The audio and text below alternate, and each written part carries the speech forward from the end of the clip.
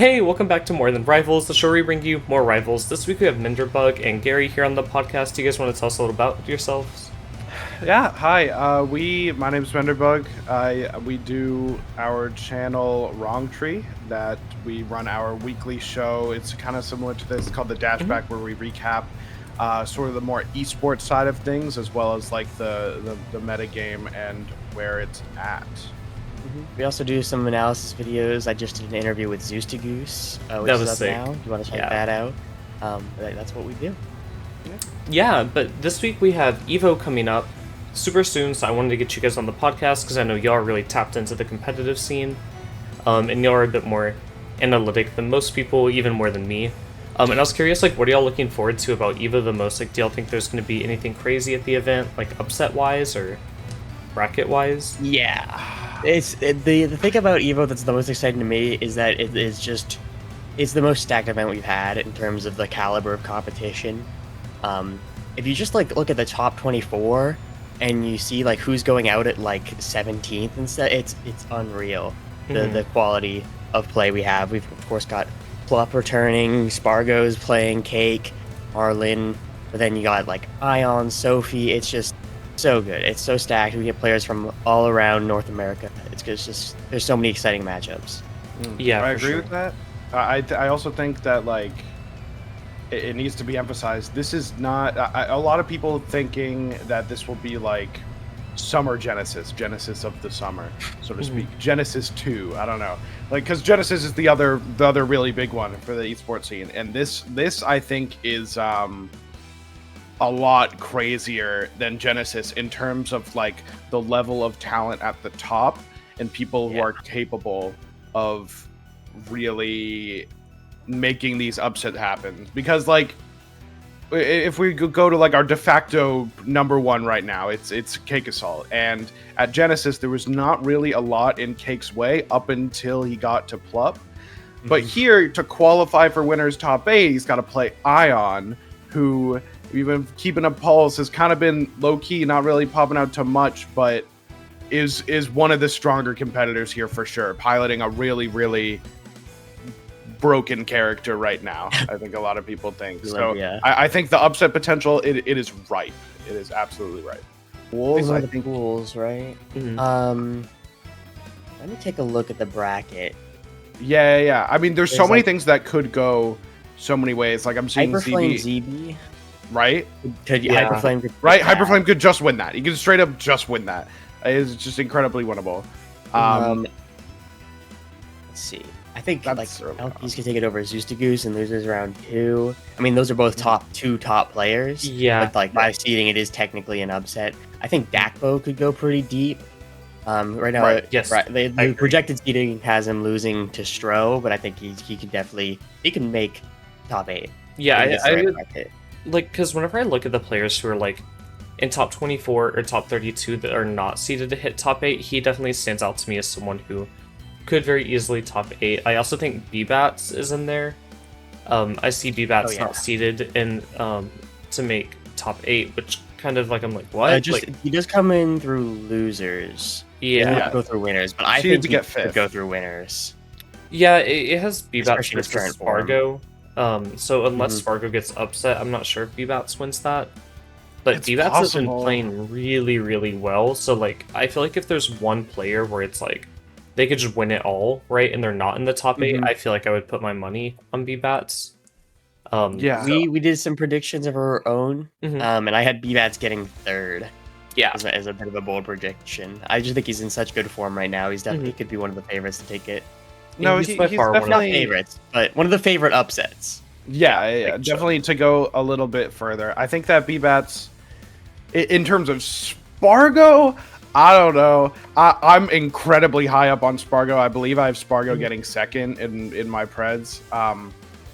And I think that B-Bats, it's definitely possible. B-Bats plays Fleet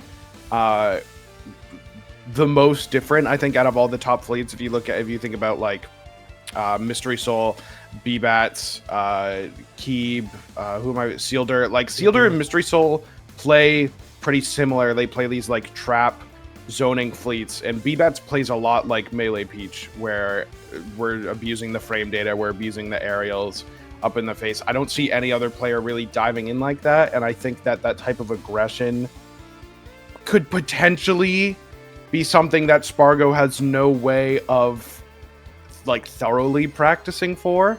Yeah. But I still honestly do think that Spargo is gonna take that. I think he's incredibly strong. I haven't beaten Cake Assault at this event. Like I'm really high up on Spargo in terms of all things. Yeah, I think that Spargo is definitely in like a very good spot, right? However, I feel like I don't want to say like we haven't seen enough from him, because we have seen like so many good results from him.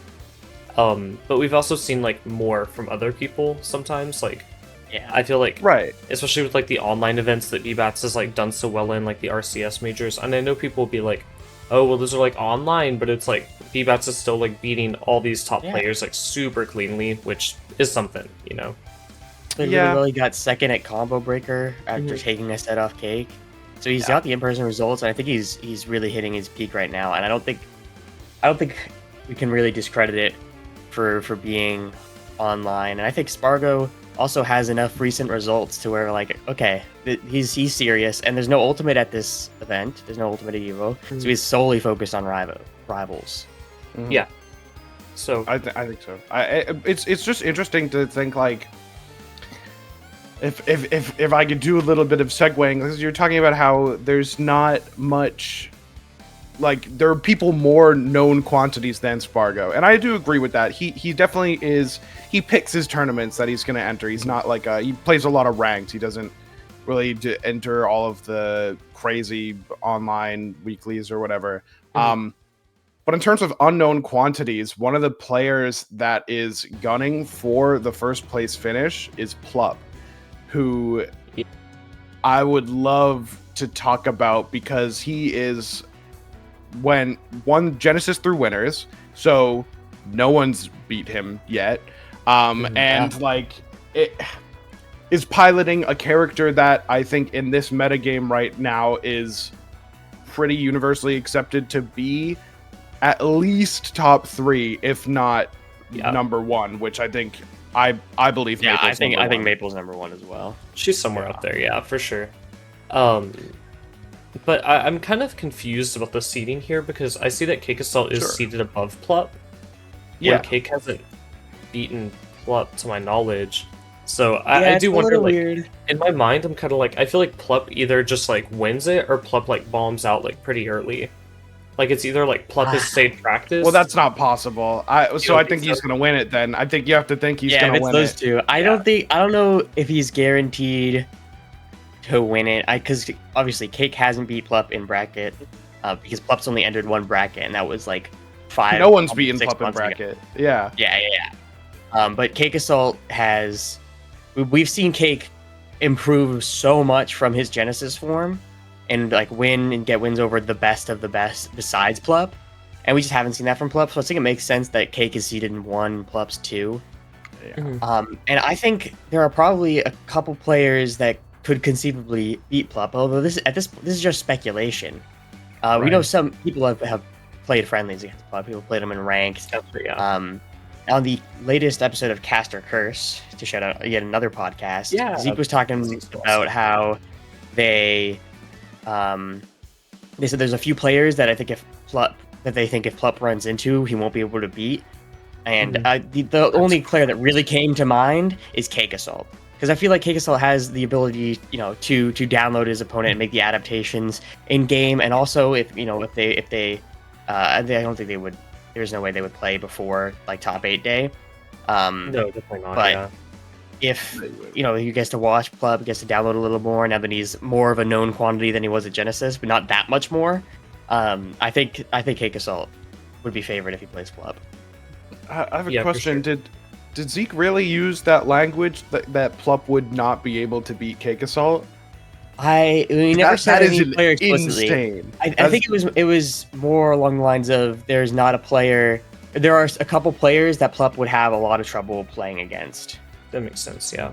That's crazy. A lot of trouble. I don't know. I'm just thinking. Listen, who I have this replies BBats me. tweet pulled up that I would love Yeah. to read for you guys. Matt, do you know about this BBats tweet? Yeah, I've seen a few Bebouts tweets in my time, so Sorry. It's like Arcane number scripture to one. me because I'm pretting Plup to go so far. BBats tweets. This was July 12th. This was a couple weeks ago. Just played Plup. You guys got this at EVO. All you gotta do is learn neutral and punish and edge guarding and recovering and never let him dash dance and never let him hit you, and then you got it easy. He's one of the most insane players I've ever played against. Haven't felt like a victim in so long in this game. Made me feel childish Lamau. I'm excited to keep getting better so I can keep competing with him. For someone we know has the potential to win EVO in BBats, like that definitely like one of the lower chances, but for sure possible. Saying that about Plup, that really is like ringing alarm bells in my head because I do believe that it's possible that Plup is really up there. And saying that Cake is going to give him trouble, like I don't think it's going to be easy either way. So maybe it could be a little bit troubling. But I feel like if there's someone that has learned neutral and punish and edge guarding and recovering and to never let him dash dance and never let him hit you, I feel like you can't not let him dash dance. He plays the fastest character in the game. But I feel like if anyone's gonna do that, it's Cake Assault. It's Spargo. You're right. I think Spargo. I think Spargo. No, I think Plup clears Spargo. Oh, unfortunately. So actually, on that topic, I've noticed that Spargo is also seeded to beat Marlin. What do you guys think about that? Because I know that Marlin's been doing really well lately, and then Spargo's also been doing well. So to me, that matchup kind of feels like, I don't want to say like a toss-up, because I personally think it's a little bit Spargo favored. But I feel like that's like a spot where it's like we might see like the seeding in the top 8 kind of fluctuate a little bit. What do y'all think on that matchup? It's interesting. Right. I have some thoughts on that. So you say like Marlin's been doing very well, and that's actually surprisingly not true. Marlin, not these aren't bad placements, but I don't think even he would disagree by saying like he's playing pretty poorly in the last couple events. Marlin went from being, I think, around leading up to Genesis, like, and after that, people were like, okay, I think Marlin is maybe probably number 1, but no one really wants to admit it, to being like taking some of those losses and taking them really hard. I mean, Spargo beat Marlin last time they played at Gommel most recently, and it just didn't look great. So it makes sense that the seeding would reflect this, that Spargo's favorite to take it. Yeah. I don't know if it's going to play out like that exactly. I think if there's an event to lock in for, Marlin's probably going to want to get it really going for this one, and has the VODs to prep for it. I expect Marlin to be playing better than he has been going into this event. Yeah, I have a feeling like even though it's like he definitely did have like a little bit of like a downturn, I don't think that like his career in Rivals hasn't been like always down, like it's like he might have had like I think like 2 or 3 maybe like iffy events, that weren't as good. But I still think like overall Marlin's been one of the most consistent players across the game for sure. For sure, it's like a tier gap thing. I think it's a tier, like a classic tier gap thing of like he will dumpster anyone beneath him, but then is really struggling to take wins over that top echelon like Cake and Spargo, and losing to Plup at Genesis, and even like losing to Sophie at CEO. Sophie, yeah, Ant. That one's a little bit less like love Ant. Would not compare him to a Cake Assault type competitor at the moment. But like, so I think it's that tier gap thing. I think Marlin's gotta dig deep for this one. I still don't have him. I think I have him predicted to get like 5th or whatever. Maybe even 4th. But speaking of it is what it is. Our 5th place finishers, we have Sophilo and BBats as well up there that should both finish in 5th. And we've already talked about BBats. We kind of all think that BBats has like a lot more potential. I don't know why I said BBats wasn't seeded to make top 8 earlier. I feel like a fool, but I just don't read this. You're good. But I definitely was curious about what y'all think about like Sophilo, because I know that like her character obviously like got a handful of nerfs like recently, and then since then like her results have been like a little bit wobbly. She's personally one of my favorite players to watch though. And I think that out of all the like players that I would like cheer on and like vote for, she would definitely come to like front of mind, you know. So I'm curious how y'all 100% think agree. she's gonna do. So, right now she's she's seeded to run into Ion in losers round 1, and I think that's a tough one for her. They're both NorCal players, or Superior Cal technically, and they played against each other a ton. And I think Ion's kind of always been her, not her kryptonite, but always been a problem for her because like he was a little better, and then switched to the Olympia, which I think is a little stronger than Zeta right now, though it's kind of hard to say. And so I don't know if she'll be able to actually take the win as predicted, but she is in pretty good form. I know, Menderbugg, you watched the latest Hop On, where she was in peak form. Do you want to speak to that? I didn't want to like hog the mic, but I have a lot to say about Sophie. Yeah. Specifically, I'm pre-jacking my apology form because on our last Dashback episode, I had Sophie getting 9th, I believe, losing to Zeus to Goose in the losers qual for that. But I don't want that to make it sound like I'm not a big Sophie fan. I just thought she was a little bit down, a little bit struggling to adapt to this new metagame we're in with the new Zeta, where Zeta Burn does have to work a little harder. And then I watched the Hop On that just happened on Monday, where she lost really early. Northwest weekly event. Yeah, it's one of the best. It's one of my favorites to always watch. Yeah, it's so good. She went on a 7-set losers run to win the whole tournament. And in this event, I saw not only like the mental fortitude to take a loss that early. Like, it's not uncommon to see players of her caliber take an early loss and then just be like, it's fucked anyway, you know? Like, we've seen like blah blah blah blah blah. Especially just like a weekly.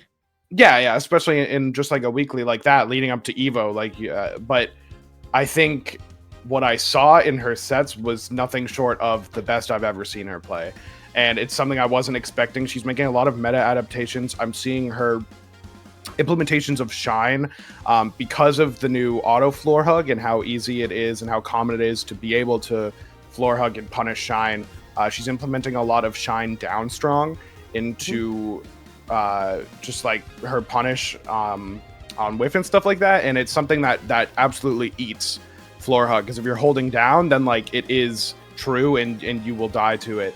As like it's not actually true if you double stick DI the Shine up, then I think you can avoid the down strong. But we live in a metagame where people aren't holding up on your Shine. That just doesn't happen.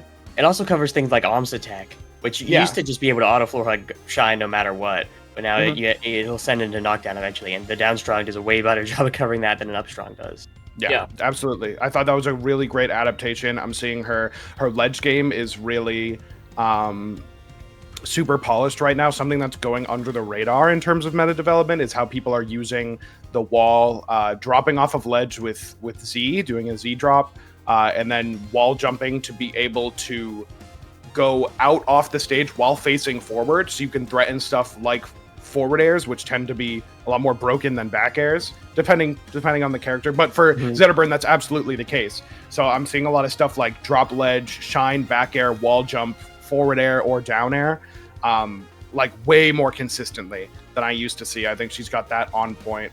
I'm really impressed with how she played in this hop on. And so instead of 9th, listen, like you say, she also played in a California Invitational this past weekend called the Cookout, where she did end up losing to Ion because Ion is just kind of that guy, which is what makes this path particularly hard for her. Is having to beat Ion to place her seed, or else bout at 7th or 9th, depending on how Zeus Goose is looking. So I think Sophie stocks are up. In fact, real quick, this is like not related, but we were working on scheduling. I told you I'm getting a puppy tomorrow. I'm like so excited. I'm over the world. This is my little puppy. Her name is Sophie. She's kind of a darker lab, and it reminded me of Zeta Burn, and it was the way I could make me. And she's kind of puggy too. Like I know Sophie loves pugs too. Hold on, she's so cute, man. I really love her. So yeah, I'm a big Sophie fan. She can place anywhere from. I mean, God, could she beat Plup? Dude, I don't know. I don't think so. I don't think so. I don't think so. I think she could get anywhere from like 3rd to 13th, man. Yeah. It's hard. Yeah. It'll depend on the day. That's kind of what her character does. And the day Depends depend the on form. who she runs into. Mhm. Yeah. Because I think For there's sure. a lot of people in this that she Right, could. 'cause- I think she could beat. I think she could beat Marlin. Mhm. B-Bats maybe. Depends Yeah, on the day. that for one's a both of lot them. tougher. That one's a lot tougher. Spargo, I don't know. It's just these games are so hard to call. It really is. And we're talking about like playing Ion for 7th. That's like if like Ion could beat Cake Assault, and then Sophie would have to play Cake Assault for 7th if Mystery Soul doesn't beat Cake Assault in losers, which is genuinely possible. Because Mystery Soul is a player we haven't even talked about yet, who we both have predded to get top 8, but is seeded to get 9th. Man, Mystery If Soul's you'll so good, man. Want really quickly, let's touch on Ion, and then we can loop back Sure. around to Mystery Yeah. Soul just so we cover like Yeah. all the top 8, and then we can Okay. chat about people that are in the like top 32 range. Yeah. What are y'all thinking about Ion? Because we already touched on like it's like Ion and Sophilo will play in that losers round 1 of top 8 if seeding works out, which I mean it rarely does, but let's assume it does, you know. Mhm. And we've already talked about how we feel like that matchup could kind of go either way. Do y'all think that if Ion does win that match, could Ion like potentially beat Spargo in the next losers round? It'd be I think Spargo or it's Plup definitely there. possible. Yeah. I think so. I think Ion's favored against Sophie specifically. Mhm. He just has a winning record against her. I talked about that already. Against Spargo would be really interesting, but I feel like Spargo plays pretty differently to a lot of other people in Rivals. He doesn't really play like a Rivals player, and that's not like a good or a bad thing. It's probably a slightly a good thing. So I don't know if Ion has that experience playing into someone like Spargo, but I really have a lot of belief in Ion. I think he's one of the best players. Seeded 7th or 8th, whatever he is given the caliber makes sense, but like it'd be rare to see him that low. He didn't have the best performance in the most recent online qualifier, but he never really has online. He has a lot of internet issues, but he lost to, I think he got double eliminated by Stango. So that's what Crag Olympia matchup Yeah. with Stango on the Crag. So I don't know if he's like, I doubt that's a problem for him. I think that's something he's probably going to be practicing. I don't know. No, you're right. It's hard to say. Particularly, I'm racking my brain because Sophie super winnable, but if you get to Spargo in that spot, That's a little bit It's- rougher for sure. it's I mean, really we've never seen them play. We've never seen them play. I don't think I've seen Spargo play an Olympia of that caliber. And Olympia is a matchup like for all characters, but especially Claren, where you gotta know what you're doing. Like it can be even, but you gotta know what you're doing. Otherwise, you are going to get heinously edge guarded. You are going to get mashed on your shield because you don't have like the greatest Spargo loves to shield shield. options. Yeah, Spargo loves to shield. He shields more than any other top player that I've ever seen. And it's usually only for an instant, but it's really only that instant that you need to dash up to pressure that shield and like force something to happen. It's a matchup I'm particularly worried about as a Spargo fan. I would actually, in my mind, I would say Ion might be favored just because Ion is so fundamentally sound. Like his spatial awareness is so good. Like these are two players that really have the mastery over the movement and the space they occupy. So it'll be one of my most anticipated sets to see if it does happen. And I don't know. I don't know who I would favor in that matchup right now. I think I would go Ion slightly, like 55-45 Ion. Okay. Yeah, It's yeah. tough. So not a tough. big favor, but for sure. Yeah. But now that we've touched on them, we can loop back to players that are in top 32. I know that we already mentioned Mystery Soul. And we actually have Mystery Soul versus Ion here in the top 8 qualifier, which I know is definitely a tricky matchup for Ion. Yeah, I know there was maybe a month ago, there was a regional majors mansion in Oregon, I think, that a bunch of NorCal players went to, and Ion took that over Mystery Soul in grand finals. So I think Olympia into Fleet's not a great matchup, but I think Ion's shown he's obviously shown the capability to beat Mystery Soul, which is weird. I can't believe I didn't like realize this was seeded because I had like Ion getting 5th or something and Mystery Soul getting 7th, but that just like doesn't make sense really. Or though no, because we had Mystery Soul in winner. Yeah, I think Mystery Soul is going to beat Stango in their pool. Yeah. No, you're right. It's a weird matchup. It's an unfortunate player matchup where Ion can either play Olympia or Crag into Mystery Soul, and you don't want to do either of those. Yeah. Like it's really tough for Olympia. Like she falls too fast, and Fleet's hitboxes are too active to like. It's a tough one, and Mystery Soul it's really good at it. So. Man, but then again, like the thought process for us was we don't have them playing there in our predictions. Like we have Mystery Soul beating Stango, and then Ion beats Stango to get through there. Gotcha. Yeah, that makes sense. But if that were to play out, I think it's so hard because Ion is really so good, man. And like Ion just lost to Stango, but online across the country. Yeah. See me offline. And yeah, see him offline. He's going to be practicing that matchup for sure.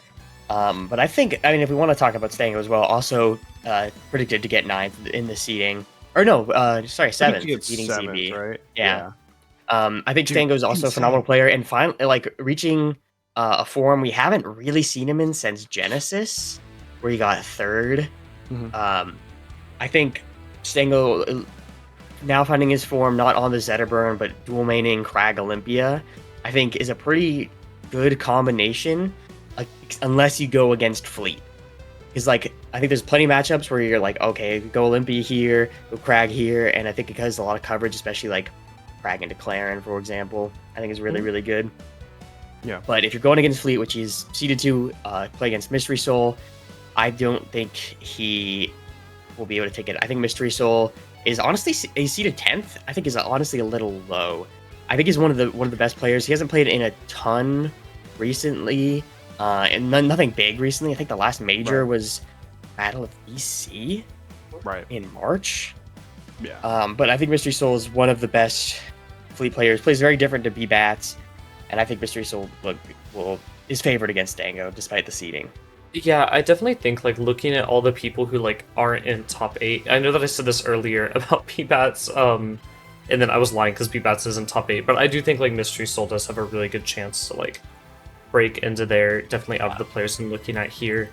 One other player that I noticed, Zeus and ZB are both seeded to make 9th as well. What do you guys think about that? Yeah. The 2 Crags. I have some thoughts about ZB as well. In a similar vein to Stango, I think he's achieving a form we have not seen him in quite some time. He's always been pretty consistent, getting at least top 8. Usually around like 5th or 4th sometimes. But on the online EVO online qualifier, he like showed some like peak form. I think he got 3rd, losing to Rangunshu twice. No, losing to B-Bat Rangunshu. Yeah, I think so. And so I think he could definitely make top 8. I think he could beat Stango. I think if that match does come, which maybe it will, maybe it won't. Maybe Stango will be in the Mystery Soul spot. Could be interesting. I think if he does have to go against Mystery Soul, that gets a lot tougher. I agree. ZB, isn't it just crazy that ZB isn't projected to get top 8? Like ZB has, since the dawn of the game, has been you are going to get 5th or you're going to get 3rd and no more and no less. And like so, seeing him projected to get 9th is really crazy. It is weird with the bracket. You have this Stango spot that we think could be Mystery Soul, and if ZB plays Mystery Soul, I think it's unfortunately curtains, and we will have to see ZB settle for a 9th place finish. He's seeded to play Ion in pools round 2. Yes. And that's insane. I don't think that is guaranteed whatsoever. No. That should be a banger. It's qualified to top 24. Yeah. That's going to be an insane game. I could just shake up everything like immediately, pretty immediately. Because then, well, not only then we might get Cake ZB for our winners quarterfinal, which I think you'd still pred Cake. But like that's a classic right there. Yeah, it's and really insane. If ZB does go into Cake in that round, that would pair him. I'm trying to see where Ion lands in the losers against Mystery Soul. But if we predict Mystery Soul to beat Stango, then he would play Stango anyways. Yeah.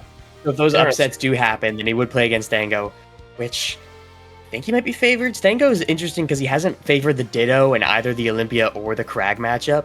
He was playing Olympia against Zeus's Crag, but Crag against Ion's Olympia.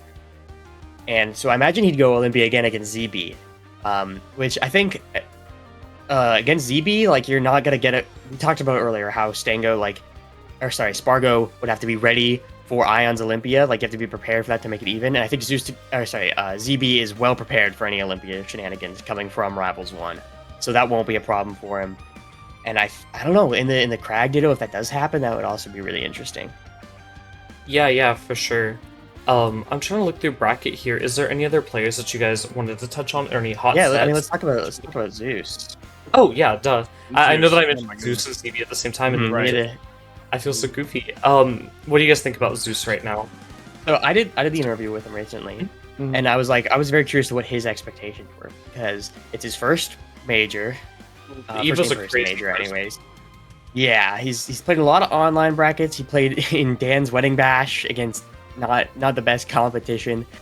It was definitely over in a that pretty thing, good yeah. regional event, you know. Yeah, it was decent, but like nothing compared to what we have here at EVO.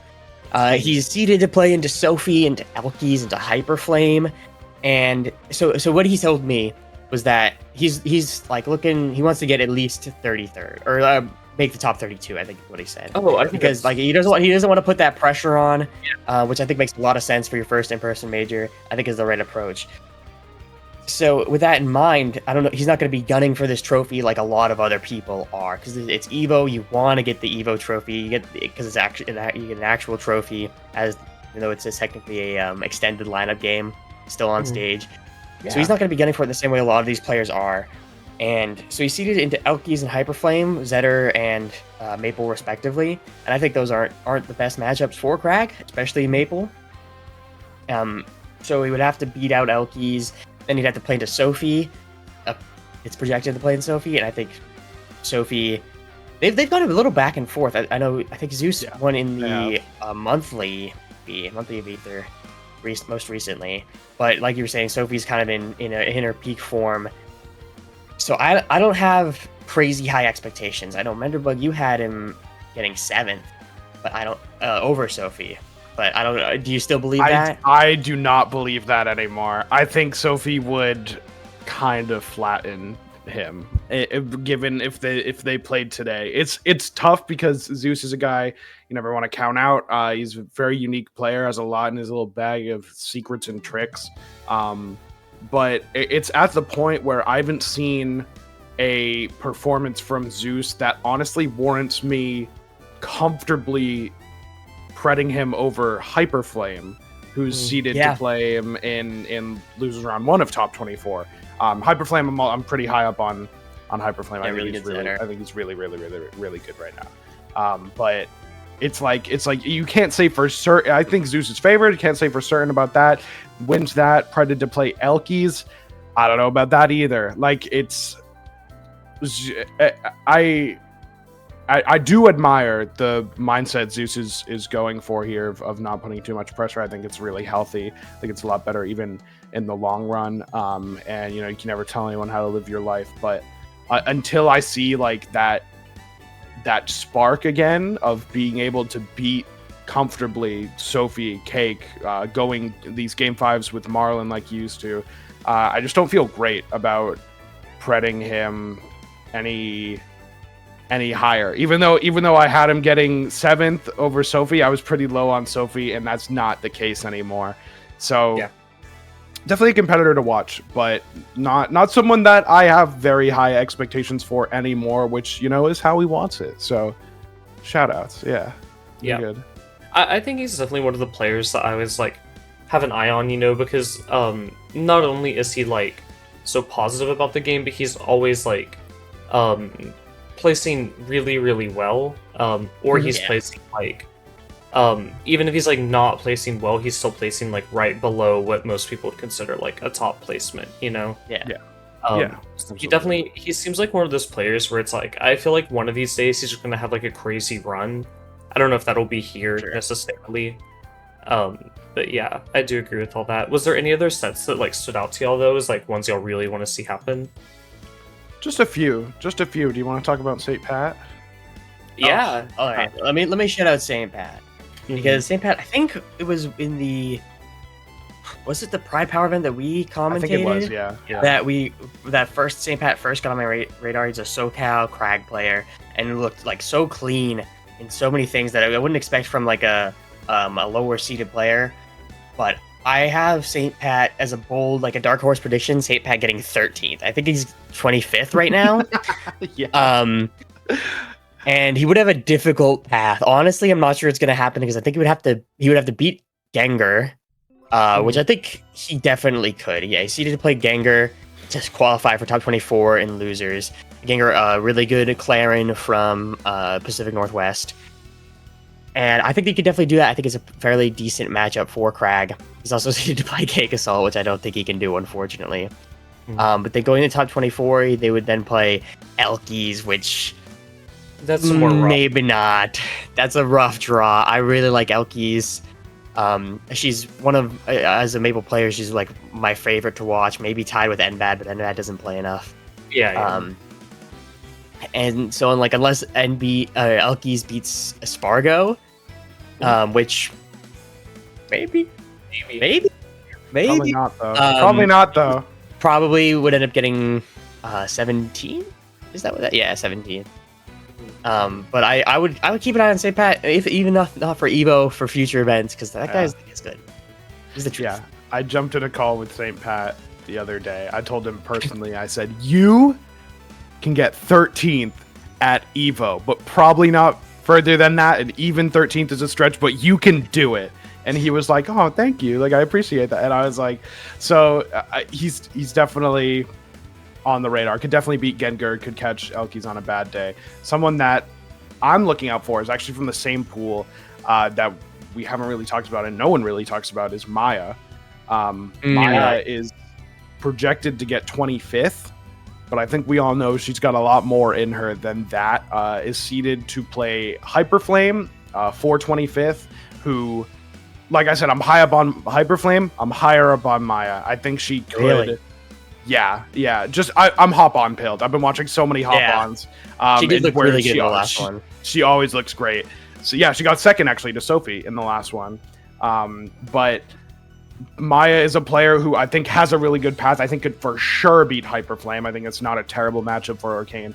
And then is seeded to play Zeus after into Arcane Crag, which, Zeus might actually switch off for that. Maybe it's like the Olympia or something. But regardless, I think Maya could for sure win that. And then Maya could also for sure beat Elkies because she has at Hop-On, I think. Maybe not in this last one. It definitely has in the past, though. It all blurs together, but like... And then if you want to take it that much further, is projected... If Maya makes it all the way there, projected to play Sophie for 9th, they just had a crazy grand finals on Monday that went Game 5 in the reset. So like that's not free either for Sophie. Like Maya is someone who you don't even see in this top 24 projected bracket, who I think has a path to top 8. It is doable. I don't have her predded to get there. I do believe in like Sophie and Zeus and Elkies in the gang, but like it exists for sure. And I definitely wanted to bring that up, make that clear. Yeah, I see that for sure. Is there anyone else like outside of like even the top 24 that you guys like have your eye on right now? I was actually gonna say there's a couple still in the top 24 that we haven't touched on, just because of how crazy this event. We have we got a full stream pro to play B-Bats for 9th, but he would have to beat Vibe first. Vibe's a great Clarin. I know Menderbugg, you're a big Vibe fan. A lot of great clips on Twitter. Bet you should probably follow if you're not already. But also full stream might have to play Acorn, who won Zeekly most recently. Acorn's looking really, really good. There's Pikmon. No slouch. Pikmon, unfortunately, expected to run into Mystery Soul, 2 Pacific Northwest players. I don't think Pikmon can take that, but Pikmon, I really like Zedalus. Right. There's Sandstorm over there. That was my dark horse. Yeah, I've been making moves recently. A Brawlhalla player. Now putting a lot more effort into rivals, getting coaching from Zeke. God, I love Sandstorm. Could go far as well. Plays so unique. I love it. I'm telling you, just because like I did pred Sandstorm as my dark horse to get 9th.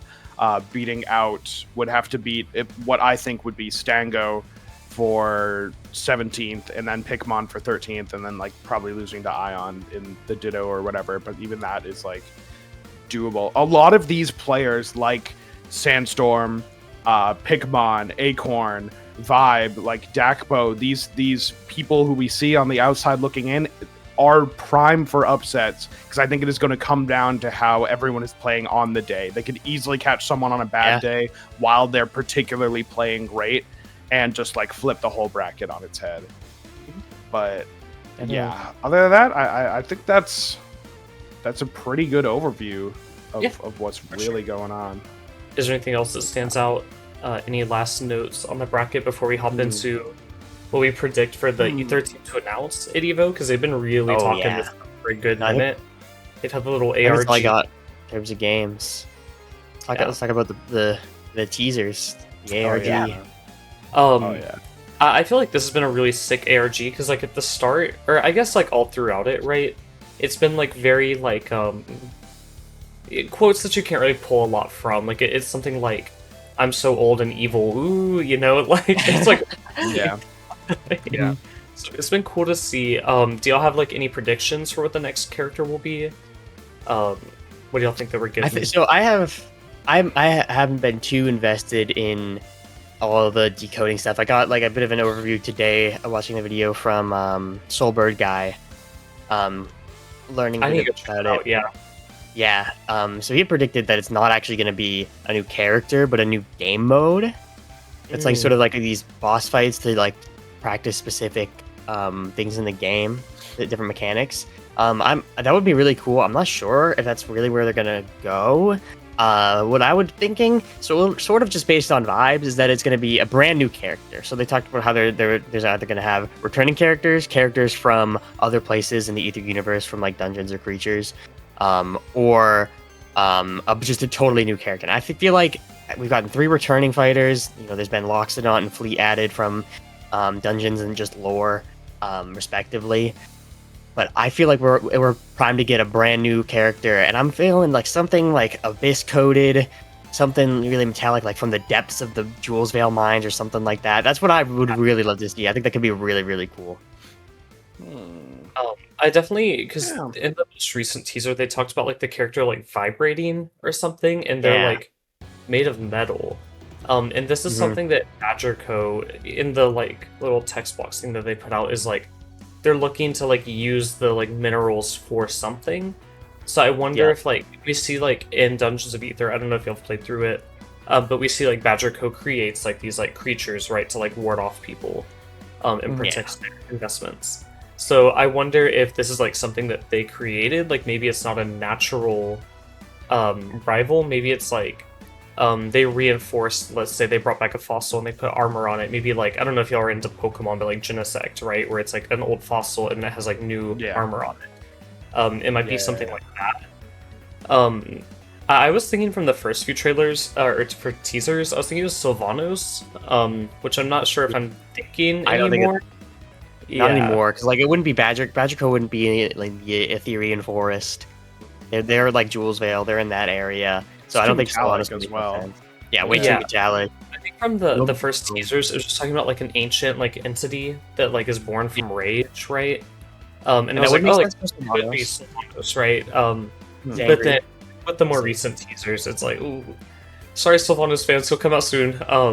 But I think that what I'm looking for, something that I was thinking of, is like how you have the 4 elements, and every single, pretty much every rival utilizes the elements in a different way. If you look at the 4 fire characters we have in the game, it's Zetter for fire, Forceburn for smoke, Lox for magma, and Clarin for plasma, that are all 4 different forms of that element, right? You have stuff like, even like water, you have like Ranos poison, Orcane bubbles, Edelus ice, stuff that gets really cool. Even to like, I think Palm is like sound, like music, sound in terms of the air element, which is super cool. So the earth elements, we like, there's not much to go off. We have Crag is rock, Olympia is amethyst, what's her Maple's name? plant. The rat. Maple is like plants and root, and Sylvanos is like some other secret Yeah. third weird thing. He's an ancient More god. like wood. remember? So you're like, okay, and then eventually we're gonna have La Reina, who we know is the metal from her chair. Is like her. That's how she's tied to. Yeah. That's sort of So what they've done here is invented a new ore called, what is it? Yeah. Vitanium? Is that it? Something like that. Something like that. We'll call it Vitanium. Sure. I think that's would be really hilarious to be like, we invented a thing for it to be. I do really resonate with it being I want a brand new fighter, and this ancient metallic rage-induced fossil sounds so fucking cool. So I'm gunning for that.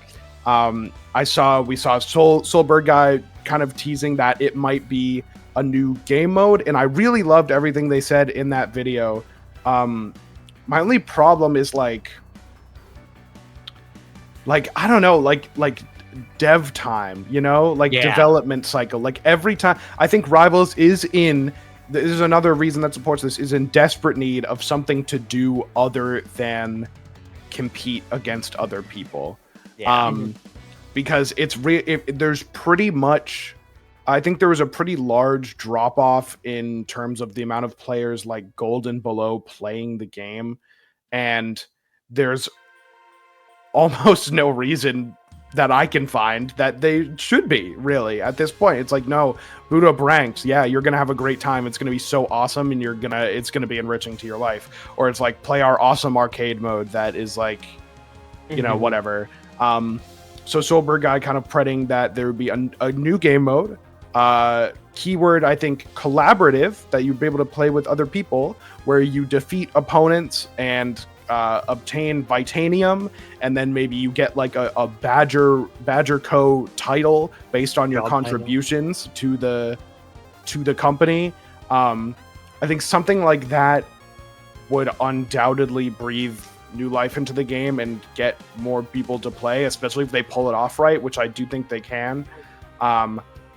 It's just really hard to imagine Aether Studios having the time and resources behind the curtains to do something like this, unless this is like an announcement like, we're gonna have this in like a year and a half, and then it's like, okay, like this could even be the fucking story mode, like whatever. It could be.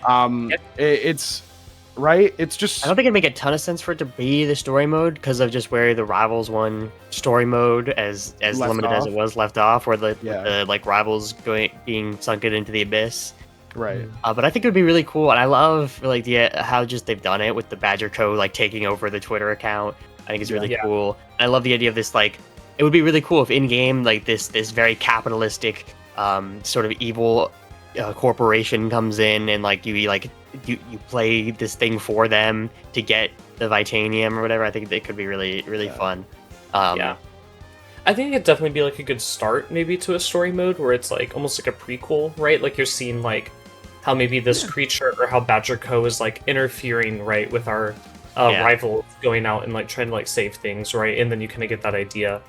But I do think that it will be a character, because we are at EVO, right? Yeah, I feel timing line, right, would be cool to reveal at something like the Game Awards, right? Like, oh, look at this cool thing that we have, right? Or I mean, honestly, even Supernova, just because like EVO feels like you want to go something big that's gonna draw like maybe people that haven't actually played the game in. But Supernova is the biggest event in terms of entrants we've had in Rivals. Oh, my camera died. Unlucky. So that would be cool, like to if they were to show something that like encapsulates the people that are already playing the game. But I think EVO makes more sense to do like a character reveal or something. It could literally be both. It could be like, look at this awesome new mode, and then also here's our awesome fossil Vitanium skeleton creature that you can also play. I think there's a world where it's both, or maybe they reveal like the game mode one place, and then the next weekend they do the character or something like that. Yeah, I don't think they would do a double announcement 1 week after the other, but I think that would like, in my head, that's the sort of thing that would make more sense. I think they might like replay a trailer like the next week, right? Yeah. Like it's we see like the trailer at EVO, and then they might have like an ad slot at Supernova to replay it. That would make sense. On the topic of a double announcement, though, I don't think that it's impossible for us to see the new character and Lorena here at the same time. I've heard people saying that. Yeah. How they wanted to like talk about Lorena more like leading up to her release, because we already know that she's coming. But in order for them to do that, they need to give Lorena still like some form of a trailer, right? So I wonder, like, maybe let's say we see a trailer and there's this like crazy like creature, right? And then Lorena comes in and like protects people from it, right? And it's like, there's Lorena, right? She's character 15, right? She's like early next year. So I think that's definitely possible. Yeah, even too. just like a little development update showing her in the engine or something could be cool. Yeah. I know that the Rivals team has a 30-minute block on the main EVO stream. Yeah. I imagine that would be enough time to like show maybe a 2 to 3 minute long trailer of like this new character and Lorena, right? And then we also know like from a few like dev interviews, they've said like, oh, we're testing a few characters right now. So we know that like the next 2 characters are currently like in beta, like they're all being played right now. Which is normal. That's like standard for a game to have characters in beta normally like 6 to 8 months before they drop, you know. Just to make sure there's no problems. So I definitely do think that's a possibility. Do you have any more predictions for it? Any wishes for the new character, maybe? Like a mechanic y'all want to see in the game? I want them to not be a heavy. Yeah, I don't think... Anything else and everything, I'm cool with whatever. Gotcha. Yeah. If I don't know. If they're a heavy, I want them to actually be slow. And not be Loxodon. I don't know. That's kind of, whenever I imagine this character in my head, I kind of imagine the Pokemon Larion, where it's just like this weird, like imagine if Orcane was like made out of metal and armor and like was just I don't know. That's literally just what I imagine. That means absolutely nothing. Maybe it'd be kind of cool. An idea that just popped in my head that I haven't really thought out, so it might be horribly unbalanced. But like a character that's not a heavy, that has like something akin to like Edlis's fair armor, that sort of like it could be frustrating to play against, but like some sort of skill check for armor and that sort of thing, I think could be really fun. I like the idea of being able to like, apply armor to yourself, like what Edlis has. I don't know if I like the idea of always having passive armor in a fighting game. I feel like that's kind of not. I think it would have to be something active, something like you have to utilize within a move, or perhaps like you get to proc and then have it for a little bit. But or like an armor resource, and it's like something like that. Vitanium, it rusts crazy fast, and then you have like 20-second armor rust meter. I mean, Dan would do some psycho shit like that. You'd absolutely Dan would, dude. Dan would stuff like that. And this is a character too.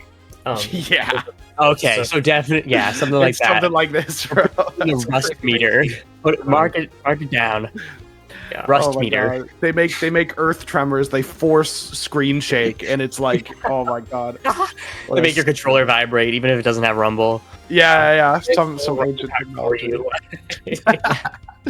It's crazy. Yeah, man. That being said, though, is there anything else you guys wanted to touch on before we wrap up? I think that's good. Honestly, I think we're doing good. I'm so excited. So excited for EVO. EVO will be sick. Do y'all want to let people know one more time where they can find you guys? Yeah. You can follow us at WrongTreeGG on the socials. I'm at GaryInTheory for now. We got Menderbugg over there with 2 G's. We've got a code in the Rivals 2 store. You can use code BARKUP if you want to give us a little kickback. It's $10. And we might be co-streaming EVO Top 8 on Saturday. Not for certain, but stay tuned. Yeah. I'd love to see it. But yeah, thank you guys all so much for coming on today, and thank you for watching, and I'll see you guys in the next one. Bye for now. Bye.